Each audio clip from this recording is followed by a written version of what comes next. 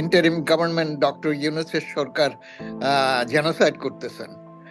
এটার প্রতিফলনটা ঠিক শেখ হাসিনা যেটা করেছিলেন তাই বোঝায়, যে শেখ হাসিনা কত পরিমাণে জেনোসাইড করেছেন বাংলাদেশে।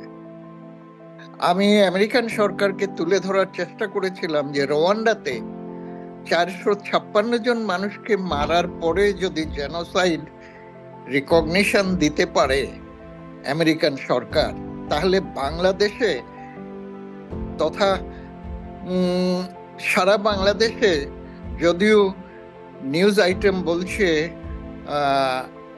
অধিকার একটা মানবাধিকার সংস্থা কিংবা আইন ও সালিশ বলছে 701 জন, কিন্তু আমার ইনভেস্টিগেটিভ রিপোর্টে আমি তুলে ধরেছিলাম প্রায় 900 লোক গুম হয়েছিল এবং তাদের নাম ঠিকানা শুদ্ধ আমি কালেক্ট করেছিলাম।